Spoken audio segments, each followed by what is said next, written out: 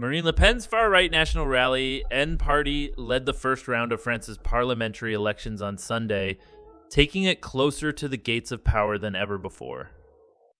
After an unusually high turnout, the RN bloc clinched 35.15% of the vote, while left-wing New Popular Front NFL coalition came second with 27.99%, and President Emmanuel Macron's Ensemble alliance slumped to a dismal third with 20.76%, according to final results published by the Interior Ministry on Monday. While there are peers on track to win the most seats in the National Assembly, it may fall short of the 289 seats required for an absolute majority, suggesting France may be heading for a hung parliament and more political uncertainty. Projections show that after the second round of voting next Sunday, the RN would win between 230 and 280 seats in the 577-seat lower house, a staggering rise from its count of 88 in the outgoing parliament. The NFP was projected to secure between 125 and 165 seats, with Ensemble trailing with between 70 and 100 seats.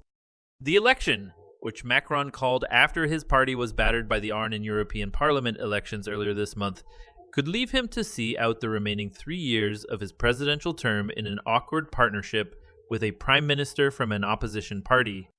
The RN election party in the northern town of Henin-Beaumont erupted in celebration as the results were announced, but Marine Le Pen was quick to stress that next Sunday's vote will be key.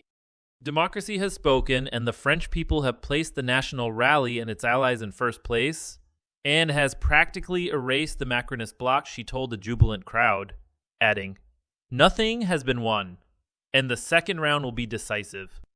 In a speech at the RN's headquarters in Paris, Jordan Bardella, the party's 28-year-old leader, echoed Le Pen's message. The vote taking place next Sunday is one of the most decisive in the entire history of the Fifth Republic, Bardella said. In bullish speeches before the first round, Bardella said he would refuse to govern a minority government, in which the RN would require the votes of allies to pass laws. If the RN falls short of an absolute majority and Bardella stays true to his word, Macron might then have to search for a prime minister on the hard left, or somewhere else entirely, to form a technocratic government. Following news of the results Sunday night, anti-far-right protests broke out in Paris and Lyon, with some 5,500 people gathering in the capital's Place de la République, according to CNN affiliate BFM TV. Reuters later released a video of demonstrators setting off fireworks as they marched through Paris, while BFM TV reported 200 police were deployed in Lyon to deal with protests. Cordon sanitaire. With an unprecedented number of seats going to a three-way runoff, a week of political bargaining will now ensue as centrist and left-wing parties decide whether or not to stand down in individual seats to block the nationalist and anti-immigrant RNL, long a pariah in French politics and winning a majority. When the RN under its previous name, the National Front, has performed strongly in the first round of votes in the past. Left-wing and centrist parties have previously united to block them from taking office under a principle known as the cordon sanitaire. After Jean-Marie Le Pen, the father of Marine and decades-long leader of the National Front, unexpectedly defeated the socialist candidate Lionel Jospin in the 2002 presidential election. The socialists swung their weight behind the center-right candidate Jacques Chirac, delivering him a landslide in the second-round runoff. In an attempt to deny the RN a majority, the NFP, a left-wing coalition that formed earlier this month, promised it will withdraw all of its candidates who came in third place in the first round. Our instruction is clear. Not one more vote, not one more seat for the National Rally. Jean-Luc Mélenchon, the leader of France, unbowed. The largest party in the NFP polled supporters Sunday.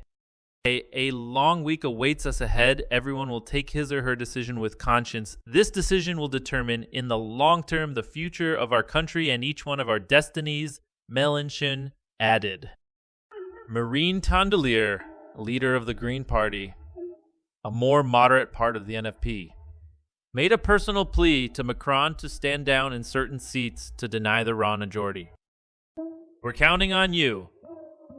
Withdraw if you come third in a three-way race, and if you don't qualify for the second round, Call your supporters to vote for a candidate who supports Republican values, she said.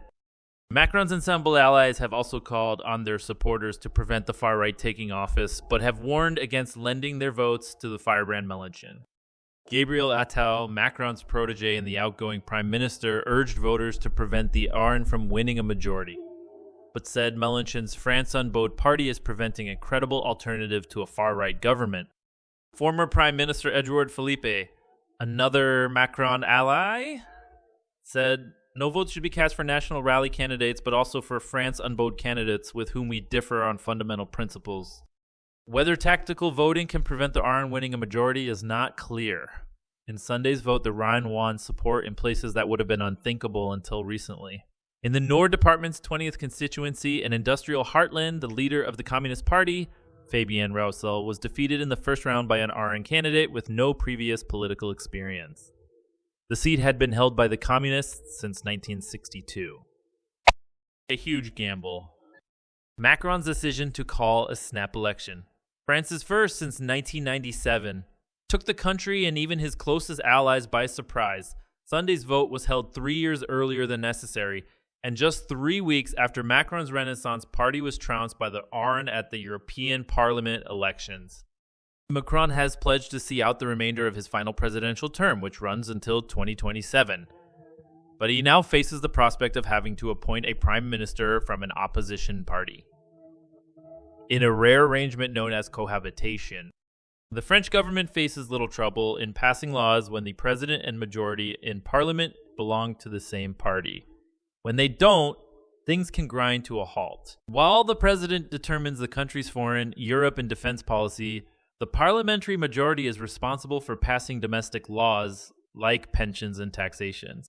But these remits could overlap, potentially sending France into a constitutional crisis. Bardella, for instance, has ruled out sending troops to help Ukraine resist Russia's invasion, an idea floated by Macron, and said he would not allow Kiev to use French military equipment to strike targets inside Russia. It is unclear whose will would prevail in disputes like this, where the line between domestic and foreign policy is blurred.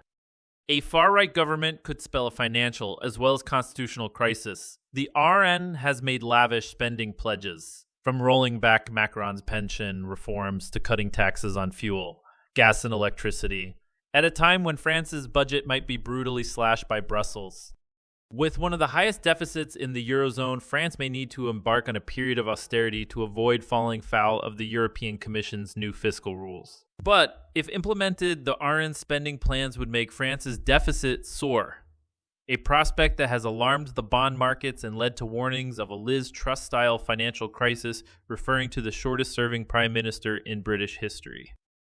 In a tear statement Sunday evening, Macron said the high turnout showed French voters' desire to clarify the political situation and called for his supporters to rally in the second round.